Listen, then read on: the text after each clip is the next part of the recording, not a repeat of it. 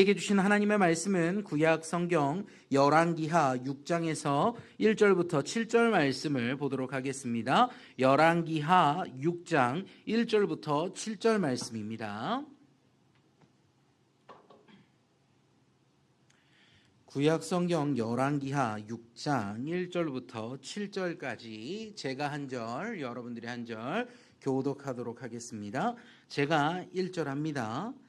선지자의 제자들이 엘리사에게 이르되, 보소서, 우리가 당신과 함께 거주하는 이곳이 우리에게는 좁으니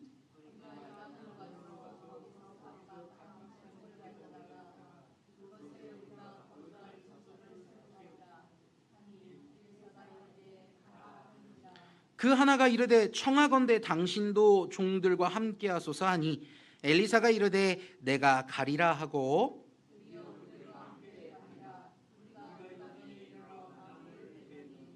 한 사람이 나무를 벨 때에 쇠도끼가 물에 떨어진지라. 이에 외쳐 이르되, 아, 내 주여, 이는 빌려온 것이니이다 하니,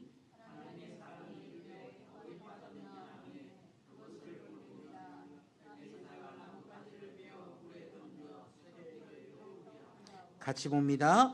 이르되, 너는 그것을 집으라 하니, 그 사람이 손을 내밀어 그것을 집으니라. 아멘. 자, 저는 열왕기하 6장 1절부터 7절 말씀을 가지고 엘리사와 제자들 그리고 우리라는 제목으로 잠시 은혜를 나눠보려고 합니다. 사랑하는 성도 여러분, 우리 인생은 끊임없는 결정, 선택의 연속입니다. 오늘 아침에도 우리는 뭔가를 결정했고 선택했습니다. 무엇이었을까요? 오늘 무엇을 입을지, 또 어떤 길로 교회에 갈지, 또 교회에 와서는 어떤 마음으로 어느 자리에 앉을지에 대해서 우리는 결정하고 선택했으며 지금 이 자리에 앉아 있습니다. 작은 결정처럼 보이지만 이러한 작은 결정들 속에 우리의 삶의 방향이 담겨 있습니다. 그런데 그 작은 선택들 간에 중요한 것은 과연 그 결정이 나로부터 출발했는가, 아니면 그 작은 결정 또한 하나님의 인도하심을 구하며 발걸음을 내딛었는가라는 것이 중요하다는 것입니다. 오늘 우리가 나눈 열왕기하 6장 1절부터 7절의 말씀은 굉장히 짧은 본문입니다. 얼핏 보면 단순히 도끼 하나가 물에 빠졌다가 다시 떠오른 기적의 이야기처럼 보입니다. 그러나 이 본문 속에는 하나님께서 우리 일상 가운데 어떻게 역사하시고 또 어떻게 회복을 이루시는지를 보여주는 깊은 영적 메시지가 담겨 있습니다. 이 사건에 대해 좀 살펴봅시다. 이 사건은 엘리사 선지자가 사역하던 시기에 일어난 일입니다.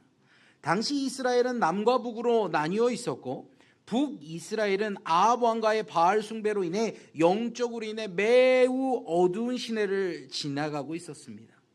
그런 시대 속에서도 하나님께서는 늘 소수의 하나님의 사람들을 남겨두셨고, 오늘 선지자 공동체를 이루어 말씀을 배우고 하나님의 뜻을 따르려 애쓰는 자가 있었다라는 것을 본문을 통해 알려주는 겁니다. 본문에 등장하는 선지자의 제자들이라는 사람이 바로 그런 사람들이었습니다. 그런데 이들에게 문제가 있었습니다. 바로 함께 거주하던 장소가 좁아져서 요단강 근처로 이주해 새로운 공동체의 공간을 이루려 했다는 것입니다. 그러다가 한 사람이 나무를 베는데 그만 도끼나리 강물에 빠지고 그것이 빌려온 것이었기 때문에 절망하는 사건이 기록되어 있는 거죠. 그런데 그 상황 속에 엘리사가 개입하여 그 문제를 해결해 주는 내용이 우리가 읽은 본문의 이야기입니다. 쇠도끼 하나가 물에 빠진 사건. 세상의 눈으로 보면 별로 중요해 보이진 않습니다. 그러나 하나님께서는 이 문제를 중요하게 여기시며 하나님의 놀라운 능력으로 이 일을 회복해 하십니다. 저는 오늘 이 말씀을 통해 우리는 우리 삶에 잃어버린 것이 무엇인지, 또 회복하게 되는 건 무엇인지, 하나님께서는 또 이것을 어떻게 다루시는지에 대해서 한번 묵상해 보려고 합니다. 오늘 말씀의 첫 번째 이야기는 인간의 생각으로 결정하면 문제가 됩니다라는 것입니다. 자, 본문을 좀 다시 한번 볼까요? 자, 오늘 선지자 제자들이 엘리사에게 이야기하는 것의 핵심은 뭐냐 하면, 우리가 당신과 함께 거주하는 이곳이 좁다라는 말이었습니다. 맞는 말이죠. 거주하는 공간이 좁으면 힘이 듭니다. 예배하는 예배당의 처소가 작으면 힘이 들어요. 그래서 넓은 곳으로 이주하는 것은 매우 필요한 일입니다. 하지만 오늘 말씀에서의 문제는 뭐냐면 그 결정이 지극히 인간적인 생각에서 출발했다는 겁니다. 자, 오늘 말씀에서 1절에 보면 그들이 거주하는 이곳이 좁다라는 말은 우리에게 좁다라는 말을 하고 있는 거예요. 이 말씀엔 우리의 불편함이 생각의 중심에 있다는 겁니다. 거주하는 이곳이 좁다라는 건 내가 불편하다라는 말을 바꿔 말하고 있는 거죠. 그래서요, 그들이 말합니다. 요단으로 가서 거기서 제목을 가져다가 새로운 곳을 지으려 합니다라고 말을 하죠.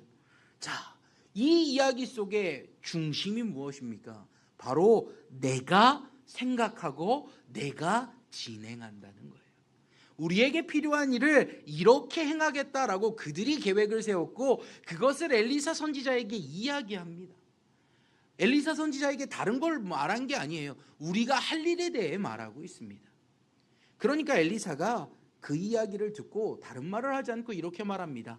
가라라고 이야기해요. 가라. 우리가 볼 때 선지자가 허락했다라고 생각할 수 있습니다.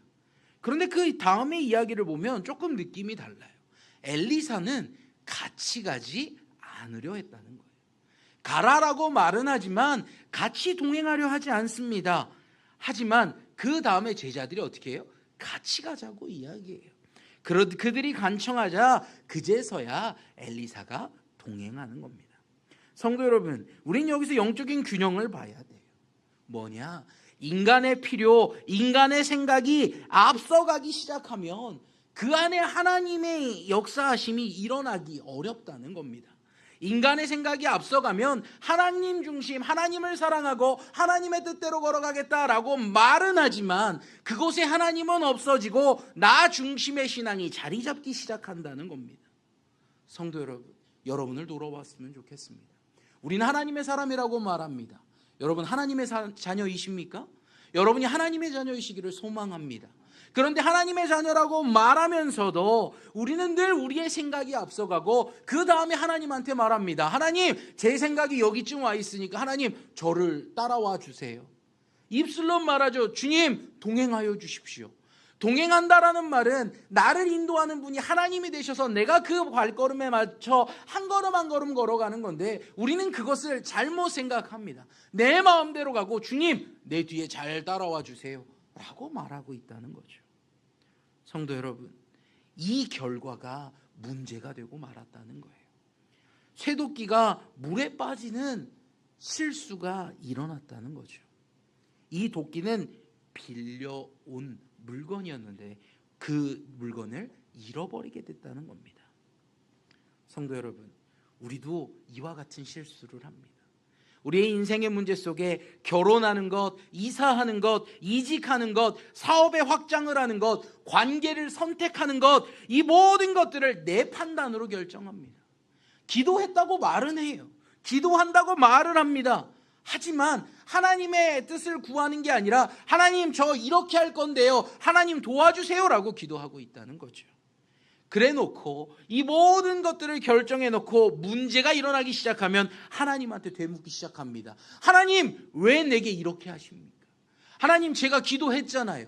하나님 제가 하나님과 동행한다고 했잖아요. 그런데 하나님 왜 제 삶엔 이런 문제가 일어납니까? 하며 하나님 앞에 원망한다는 거예요.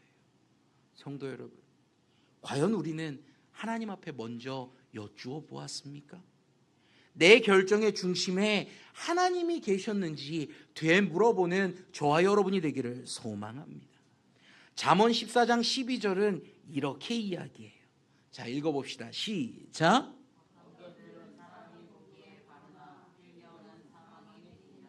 아멘. 우리는요 생각합니다. 이게 하나님의 영광이 될 거야. 이거 하나님의 뜻일 거야. 우리의 눈에 옳아 보이는 것들이 너무 많아요. 선택할 수 있는 것들이 쫙 펼쳐지니까 이것을 선택해도 하나님의 뜻이 이루어질 거야, 이것을 선택해도 하나님의 뜻이 이루어질 거야 하며 내 입맛에 맞는 것을 고르기 시작한다는 거죠. 하지만 우리의 길에 옳다고 하더라도 그것이 결코 선한 곳으로 연결되는 것은 아니라는 겁니다. 하나님의 시선이 아니면 우리의 인생의 길은 헤맬 수밖에 없고 목적지를 버리게 된다는 거예요. 어떤 교회에서 있었던 일이에요. 한 청년이 담당 목사님을 찾아와 이야기합니다. 목사님, 어떤 회사에서 이직 제안이 왔습니다. 그런데 연봉이 2배입니다. 그래서 제가 기도하고 있습니다. 근데 아직까지 응답을 받지 못했어요, 목사님. 그런데 이건 너무 좋은 조건이라서 저는 그냥 옮기려고 합니다. 성도 여러분, 여기에 무엇이 있습니까? 하나님의 뜻이 있습니까? 아니요. 결국 그 청년은 회사를 옮겼습니다. 그리고 몇 달 후 다시 담당 목사님을 찾아와 이야기합니다. 목사님, 제 삶이 무너져 버렸습니다. 직장 분위기가요 지옥과 같고요, 가족과의 관계도 엉망이 되었습니다 라고 이야기를 했다는 거예요. 인간의 판단으로 결정한 그 길은 달콤해 보입니다. 연봉이 2배가 됐으니 손에 쥐는 비용이 얼마나 많아진 겁니까? 하지만 직장의 시간도 괴로워졌고 일이 끝나고 가정에서의 모습도 엉망이 돼버리자 그것은 결국 즐거움, 감사, 기쁨이 아니라 돌아온 것은 괴로움뿐이었다는 거죠. 왜 이렇게 됐습니까? 하나님의 뜻을 구하지 않았기 때문이에요. 성도 여러분, 성경은 우리에게 이렇게 말하고 있습니다. 이사야서 55장 8절과 9절을 볼까요? 자, 우리 함께 읽어봅시다. 시작. 이는 내 생각이 너희의 생각과 다르며 내 길은 너희의 길과 다름이니라. 여호와의 말씀이니라. 이는 하늘이 땅보다 높음같이 내 길은 너희의 길보다 높으며 내 생각은 너희의 생각보다 높음이니라. 아멘.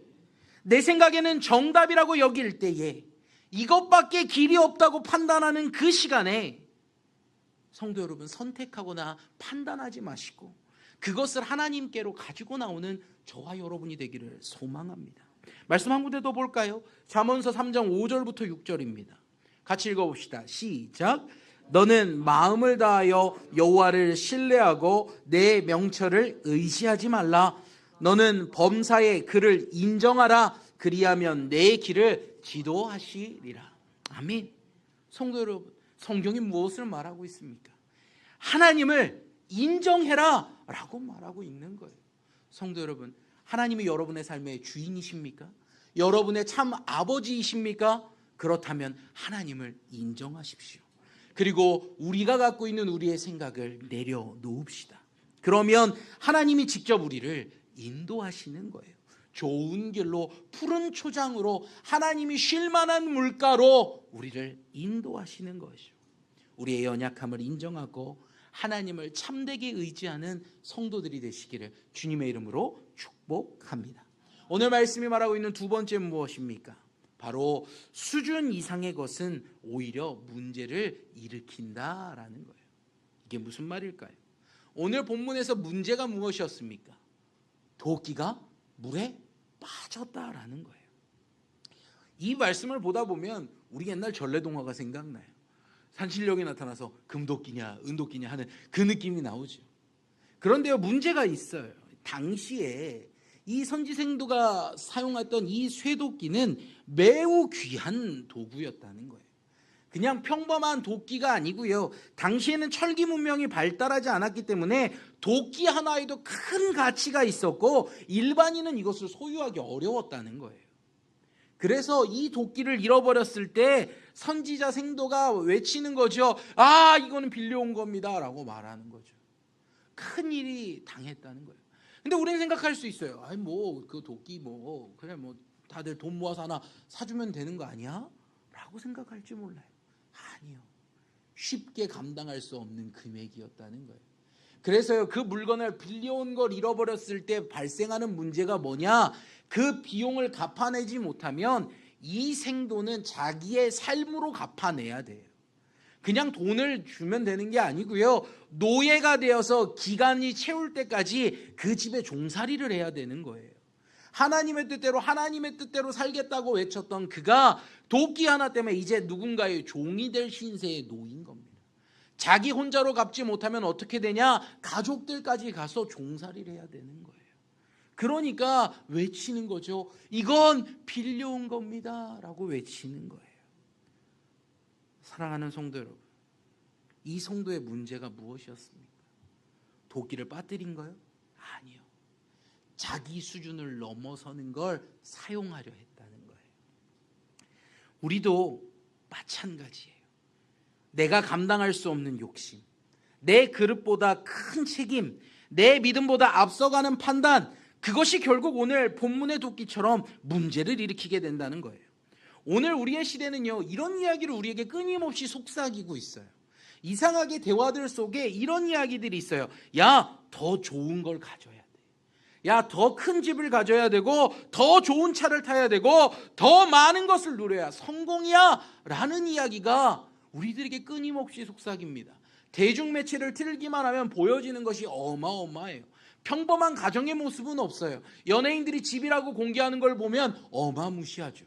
그걸 보면 우리들을 자극하는 게 뭡니까? 와, 우리도 저렇게 살고 싶다, 우리도 저런 곳을 누리고 싶다 하는 걸 속삭인다는 거예요. 해외에서요, 한국 드라마를 보면 한국인들이 다 그렇게 사는 줄 안대요. 보면 전부 다 스포츠카를 타고, 보면 전부 다 대기업 본부장이고, 왕자를 만날 것 같아서 한국에 왔다는 외국인들이 그렇게 많다더라고요. 무엇입니까? 사람의 허영을 자극하는 일들이 너무나도 많이 일어나고 있다는 거예요.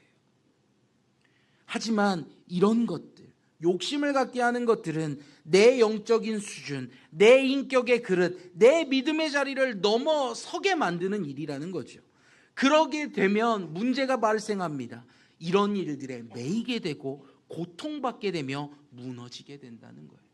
욕심이 넘어서면 내가 누리고 있는 것에 만족하고 감격하는 것이 아니라 없는 것을 바라보며 원망하게 되죠. 왜 나는 이것밖에 없어? 왜 나는 일평생 수고했는데 이것밖에 못 누리는 거야? 왜 우리는 이런 거야? 하며 원망하게 된다는 거예요. 하지만 오늘 본문에 선지자 제자가 빌려온 도끼는 결국 수면 아래 가라앉게 되었다는 겁니다. 우리의 과도한 욕망도 마찬가지예요. 우리의 욕망이 넘어서면 결국 그것으로 인해 우리의 인생이 바닥으로 떨어지게 된다는 거죠. 하나님께서 허락하신 현재의 분량과 현재의 사실을 인정하지 않고 더 큰 것, 더 높은 것을 욕심내는 순간 우리의 삶은 무너질 수밖에 없다는 겁니다. 그런데 혹자는 이야기해요. 야, 무슨 소리야? 사람은 꿈을 꾸어야지. 예, 맞습니다. 꿈을 꾸어야 돼요. 사람은 꿈을 꾸고요, 믿음으로 그걸 선포해야 합니다. 그리고 믿음으로 꿈꾼 것을 이루어내야 합니다. 하지만 중요한 게 있어요. 우리가 꾸는 꿈은 나로부터 출발한 게 아니라 하나님으로부터 출발한 꿈이 되어야 한다는 거예요. 사람의 욕심이 아니라 하나님이 주시는 비전으로 꿈을 꾸고 그 비전으로 믿음을 선포하고 하나님이 주시는 능력으로 그것을 이루어내야 한다는 겁니다. 하나님은 우리 각자에게 맞는 몫을 주셨어요. 그 이상을 억지로 가지려 할 때 그것은 하나님의 뜻이 아니라 사람의 뜻이요, 악한 마귀의 뜻이기도 된다는 거예요. 어느 시골 마을에 물동이를 들고 우물을 왔다 갔다 하던 농부가 있었다고 합니다. 옆마을 친구가 하루는 놀러와서 그 농부를 보며 이야기합니다. 야, 너 왜 아직도 물을 퍼다 나르냐? 그냥 수도공사를 해라. 수도공사를 하면 물이 콸콸콸콸 나와. 맞는 말이죠. 수도공사하면 수도꼭지만 틀면 물이 나옵니다. 그런데 문제가 있어요. 이 수도공사를 한다는 건 많은 비용을 들여야 한다는 거예요. 수도관이 깔려있는 곳에 연결하는 것은 큰 비용이 들지 않아요. 그런데 수도관이 없는 곳에 수도를 끌어오려면 큰 비용을 내야 한다는 거죠. 그러니까 이 농부는 그런 것들을 생각하지 않고 빚을 내어 그 일을 행했다고 합니다. 그 결과가 무엇일까요?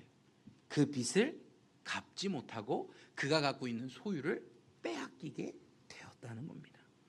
비참하지요. 그저 조금 편하려 했을 뿐인데 그가 감당할 수 없는 수준 이상의 것을 선택했기에 자신이 가진 것마저 빼앗기게 된다는 겁니다. 성도 여러분, 우리의 삶도 마찬가지입니다. 욕심은 좋은 것이 아니에요. 하나님께서 허락하신 지금 이 자리를 우리가 감사로 받아들일 때에 거기에 평안함이 있고 거기에 은혜가 있다는 것을 믿으시기를 바랍니다. 빌립보서 4장 11절부터 13절을 보면 이렇게 이야기해요. 제가 읽어드릴게요. 내가 궁핍함으로 말하는 것이 아니니라 어떠한 형편에든지 나는 자족하기를 배웠노니 나는 비천에 처할 줄도 알고 풍부에 처할 줄도 알아 모든 일 곧 배부름과 배고픔과 풍부와 궁핍함에도 처할 줄 아는 일체의 비결을 배웠노라. 내게 능력 주시는 자 안에서 내가 모든 것을 할 수 있느니라. 아멘. 어떤 상황, 부유한 것 혹은 가난한 것 어떤 것이든 내가 감사하고 내가 만족한다면 그 안에서 주님이 허락하시는 능력으로 하나님의 놀라운 일을 행할 수 있다는 것입니다. 우리는 생각해요. 더 많은 걸 가지면, 더 좋은 걸 갖고 있으면 할 수 있지 않을까? 더 풍성하면 할 수 있지 않을까? 죄송합니다. 지금 할 수 없다면, 가진 것이 없는 지금 할 수 없다면 가지고 있어도 못한다는 거예요. 우리 아이들이 지금 수련회에 올라가 있어요. 그 수련회 하는 기도원은 어느 교회에서 운영하는 기도원이에요. 그런데 그 교회가 이번에 수련회를 기획하면서 큰 결심을 하나를 했습니다. 뭐냐 하면 미자립된 교회들이 주일학교 아이들을 데리고 수련회를 하거나 성경학교를 하기 어려우니 우리가 그들을 초청해서 함께하자. 우리는 어차피 우리 교회 아이들을 대상으로 이것을 해야 되는데 외부에서 교회들이 온다고 해서 뭐 큰 문제가 되냐? 우리가 감당하자 하며 그 일을 행했다는 거예요. 그래서 가서 보니까 많은 배려들을 해주시는데 우리 교회 숙소도 교회만 따로 이렇게 배정해 주시고 또 예배당에서 예배 드리는데 제일 앞자리, 제일 좋은 한가운데 자리를 용인 진성교회 해갖고 따로 빼주셨더라고요. 무엇이었을까요? 그들이 커서 가능한 걸까요? 아니요. 그들에게 마음이 있고 믿음이 있기 때문에 감당한다는 거예요. 저는 그걸 보면서 꿈을 꿉니다. 아, 우리 교회도 하자. 우리 교회도 이렇게 하자. 우리도 하나님의 놀라운 일들을 나누며 일하는 교회가 되면 좋겠다라는 꿈을 꾸며 내려왔다는 거예요. 성도 여러분, 가진 것이 없어서 못하는 것이 아니라 내가 비록 가진 것이 없지만 주님이 주시는 믿음을 갖고 꿈을 꾸고 행하면 된다는 사실을 기억하기를 소망합니다. 인간의 욕심이 아닌 하나님이 주시는 능력으로 여러분의 삶 가운데 거룩한 열매들을 맺는 주님의 백성들 되시기를 소망합니다. 마지막으로 오늘 말씀이 말하고 있는 건 문제 앞에서 좌절이 아니라 하나님을 붙들면 해결된다라는 겁니다. 자, 오늘 말씀의 후반부를 좀 살펴봅시다. 도끼를 잃어버린 제자는 그 소리를 외치고 있어요. 뭐라고요? 아, 내 주여, 이는 빌려온 것이니이다. 이 장면은 절망의 외침이지만 굉장히 안타까운 외침이지만 우리는 이 장면을 보고 희망의 외침으로 받아들여야 합니다. 왜 그럴까요? 지금 이 문제를 누구에게 말하고 있습니까? 엘리사에게 말하고 있다는 거예요. 사랑하는 성도 여러분, 오늘 이 말씀이 여러분에게 도전이 되기를 소망합니다. 문제가 생겼을 때 여러분이 해결하는 게 아닙니다. 문제가 생겼을 때 어떡하지 하고 발을 동동 굴리고 있는 게 아니라 그 문제를 들고 하나님 앞에 나가십시오. 엘리사가 그에게 묻습니다. 어디 빠졌느냐? 그리고는 그곳을 향해 나뭇가지를 잘라 그 자리에 던지니 도끼가 떠오릅니다. 성도 여러분, 도끼가 어떻게 떠오를 수 있겠습니까? 나뭇가지를 던졌다고 쇠도끼가 떠오릅니까? 저는 이 원리를 설명할 수 없어요. 물리학적으로 말이 되지 않는 거예요. 그러나 이것은 물리학이 아니라 믿음의 원리인 것입니다. 하나님이 개입하시면 가라앉은 것도 뜨게 되고 잃어버린 것도 회복되고 망가진 인생도 회복되는 겁니다.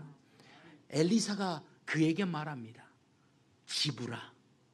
떠오른 그 도끼를 뭐하나? 집으라! 라고 외칩니다. 그리고 그가 손을 내밀어 도끼를 집었다는 거예요. 성도 여러분, 하나님은 우리에게 기적을 보여주십니다. 삶 가운데 하나님의 살아계심을 나타내 보이십니다. 그 기적에 우리가 순종하는 걸 주님은 기대하고 계신다는 거예요. 문제가 없던 인생은 하나도 없어요. 하지만 중요한 건 그 문제 앞에서 무너지느냐, 하나님을 붙잡고 일어서느냐, 이것의 차이만 있다는 겁니다. 문제가 큽니까? 여러분의 인생에 해결되지 않는 문제가 큽니까? 기대하십시오. 왜요? 하나님이 일하실 기회가 더욱더 크기 때문입니다. 뉴욕에 한 흑인 청년이 있었다고 합니다. 그 사람은 알코올 중독 아버지 밑에서 자라고 폭력 속에 어린 시절을 보냈습니다. 그러나 그에겐 소망이 있었으니 교회에서 자라났다는 거예요. 그리고 그는 교회에서 있으면서 한 말씀을 붙들었다는 겁니다. 네가 어디서 태어났느냐보다 누구를 바라보는가가 중요하다라는 이야기였다는 거예요. 누가 했는지 그는 그 말을 기억하지 못하지만 자기는 교회에서 그 말을 들었다는 거죠. 그래서 그는 성장하며 말씀을 읽고 기도하기 시작합니다. 그러자 그의 인생이 바뀌기 시작하는데 그가 하버드 대학에 입학하고 결국엔 교육운동가가 되어 미국을 바꾸는 인물 중 한 사람이 되었다는 거예요. 그가 이렇게 고백합니다. 여러분, 나는 환경을 이긴 게 아니라 하나님을 붙들었습니다. 그가 그렇게 말했다는 거죠. 성도 여러분, 우리도 마찬가지예요. 문제가 우리를 넘어지게 하지 않습니다. 문제는 우리 앞에 있는 그냥 디딤돌 같은 거예요. 문제 앞에서 하나님을 붙잡으십시오. 하나님, 이거 어떻게 해야 돼요? 하나님, 이거 어떻게 넘어야 돼요? 그 손을 붙잡으면 하나님이 우리를 이끌어 주시는 겁니다. 아이들이 어릴 때 계단 하나 오르는 게 그렇게 힘듭니다. 아기들이요, 계단을 올라가려고 하면 몸이 뒤뚱거려서 잘못하면 뒤로 넘어지려고 해요. 그런데 그때 엄마나 아빠가 그 아이의 손을 붙들면 어떻습니까? 아이가요, 그 손을 붙들고 힘을 얻어 한 걸음 한 걸음 올라서는 거예요. 우리도 마찬가지예요. 우리가 하나님을 붙잡으면 문제가 길이 되는 거죠. 이사야 41장 10절에 이렇게 말합니다. 두려워하지 말라, 내가 너와 함께함이라. 놀라지 말라, 나는 내 하나님이 됨이라. 내가 너를 굳세게 하리라. 참으로 너를 도와주리라. 참으로 나의 의로운 오른손으로 너를 붙들리라. 아멘. 시편 50장 15절에 이렇게 이야기하죠. 환난 날에 나를 부르라. 내가 너를 건지리니 내가 나를 영화롭게 하리로다. 아멘. 성도 여러분, 문제 앞에 좌절하지 마십시오. 문제 앞에 기도하고 기다리고, 그리고 그 문제 앞에 행하시는 기적 앞에 순종하십시오. 그러면 그때에 우리는 떠오른 도끼처럼 회복된 삶을 누리게 될 것입니다. 성도 여러분, 오늘 우리는 도끼 하나의 이야기 속에 여러 가지 이야기하지만 결정의 본질, 또 욕망의 한계, 그리고 또 하나 믿음의 회복에 대해 배웠습니다. 인간의 생각으로 결정하면 문제가 일어납니다. 수준 이상의 것을 감당하려 하면 문제가 무겁게 우리를 내려앉게 합니다. 하지만 문제가 찾아와도 그때의 하나님을 붙들면 그분은 도끼를 다시 떠오르게 하신 것처럼 우리의 인생을 다시금 주와 함께 날아오르게 인도하시는 겁니다. 그러므로 우리의 결정을 하나님 앞에 내어 드립시오. 여러분의 생각이 앞서가지 않고 하나님이 앞서가도록 하나님 앞에 나아가십시오. 그러기 위해 우린 이것을 해야 합니다. 먼저 첫 번째로 내 생각보다 말씀이 기준되게 하십시오. 두 번째, 내 수준보다 하나님이 주시는 그 분량을 신뢰하십시오. 세 번째, 내 문제보다 하나님의 능력을 붙드십시오. 오늘 이 말씀을 여러분의 마음에 새기고 여러분의